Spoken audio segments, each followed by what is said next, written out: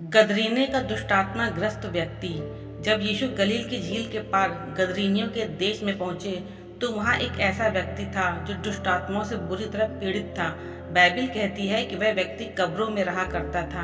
वह ना तो वस्त्र पहनता था और न ही किसी भी सामाजिक बंधन में था। लोगों ने उसे कई बार जंजीरों और बेड़ियों से बांधने का प्रयास किया, परंतु वह हर बार उन बंधनों को तोड़ डालता था। वह दिन रात चिल्लाता रहता और पत्थरों से स्वयं को घायल करता था। यह वाक्य हमारे सामने एक ऐसा जीवन प्रस्तुत करता है जो पूरी तरह अंधकार और पीड़ा में डूबा हुआ है। दुष्ट आत्माएं न केवल उसके शरीर को नियंत्रित कर रही थी, बल्कि उसकी आत्मा और सोच को भी बंधन में डाल चुकी थी। उसकी पहचान मिट गई थी। जब यीशु ने उससे पूछा, तेरा नाम क्या है, तो उसने उत्तर दिया, मेरा नाम सेना है, क्योंकि हम बहुत हैं। इससे यह पता चलता है कि उसके भीतर कई दुष्ट आत्माएं थीं। दुष्ट आत्माओं की वास्तविकता। बाइबिल दुष्ट आत्माओं की वास्तविकता को नकारती नहीं है। दुष्ट आत्माएं गिरी हुई आत्मिक प्राणी हैं, स्वर्ग से गिराए गए दूत जो अब शैतान के अधीन काम करते हैं।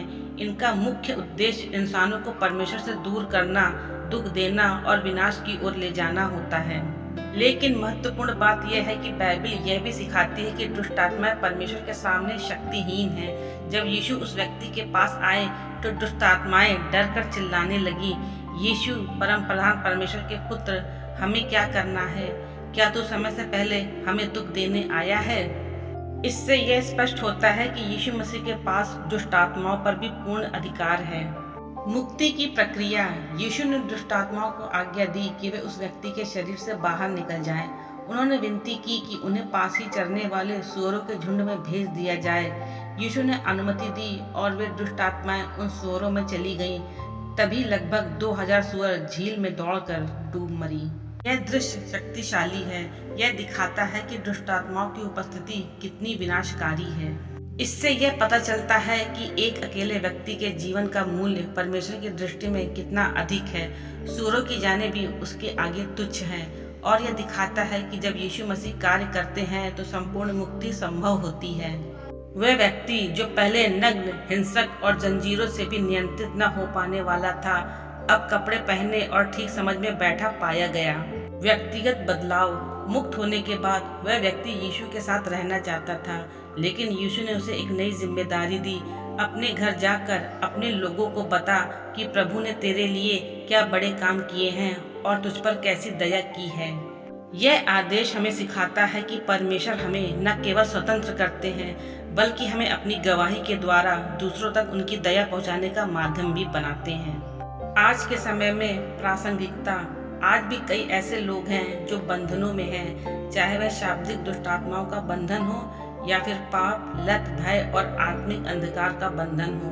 बाइबिल हमें यह आश्वासन देती है कि यीशु मसीह आज भी वही हैं, कल, आज और सदा तक एक समान। यीशु मसीह के नाम में आज भी चंगाई और मुक्ति है। चाहे कोई कितना भी टूटा हुआ हो, चाहे कितनी भी गहरी अंधकारमय स्थिति में क्यों ना हो, मसीह की शक्ति उसे पूरी तरीके से बदल सकती है। मरकुस 5:18 से 19 में साफ लिखा है, जब वह दुष्ट आत्मा से मुक्त हुआ, व्यक्ति यीशु के साथ जानना चाहता था तो यीशु ने उसे अपने साथ आने नहीं दिया, बल्कि कहा, अपने घर लौट जा और अपने लोगों को बता कि प्रभु ने तेरे लिए कैसे बड़े काम किए हैं और तुझ पर कैसी दया की है। सवाल उठता है कि क्यों यीशु मसीह ने उसे अपने साथ आने नहीं दिया। यहाँ कुछ गहरी बातें छुपी हैं। पहला, गवाही देना जरूरी था। यीशु चाहते थे कि वह व्यक्ति अपने क्षेत्र यानी गदरीनों के देश में गवाही दे। वह क्षेत्र यहूदी नहीं था, बल्कि अन्य जातियों का था। वहाँ लोगों ने यीशु से डरकर उसे जाने के लिए कहा था, लेकिन वह व्यक्ति वहाँ रहकर यीशु की दया और सामर्थ्य की गवाही दे सकता था, जिससे दूसरों के दिल तैयार होते, यानी वह वहाँ परमेश्वर का गवाह और प्रचारक बन गया। दूसरा, व्यक्तिगत मिशन। हर किसी की बुलाहट एक जैसी नहीं होती। कुछ को यीशु ने अपने पीछे आने के लिए बुलाया, जैसे कि 12 प्रेरित, लेकिन कुछ को अपने स्थान पर बने रहकर सेवा करने का आदेश दिया। उनका मिशन था अपने घर और अपने नगर में जाकर गवाही देना। तीसरा, समाज में बदलाव लाना। वह आदमी पहले पागल और खतरनाक समझा जाता था, अब वह बदले हुए जीवन के साथ लोगों के बीच रहने वाला प्रमाण बन गया। उसके बदले हुए जीवन को देखकर बहुत से लोग यह विश्वास कर सकते थे कि सचमुच परमेश्वर जीवित है।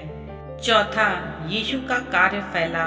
बाद में जब यीशु फिर से उसी क्षेत्र दिकापुलिस में आए तो लोग भीड़ बनाकर आए और विश्वास दिखाया, यानी उस आदमी की गवाही ने भविष्य के लिए रास्ता तैयार कर दिया था। यीशु ने उसे इसलिए अपने साथ आने नहीं दिया क्योंकि उसकी गवाही वही जरूरी थी। उसका बदला हुआ जीवन दूसरों के लिए आशा, विश्वास और उद्धार का माध्यम बनना था।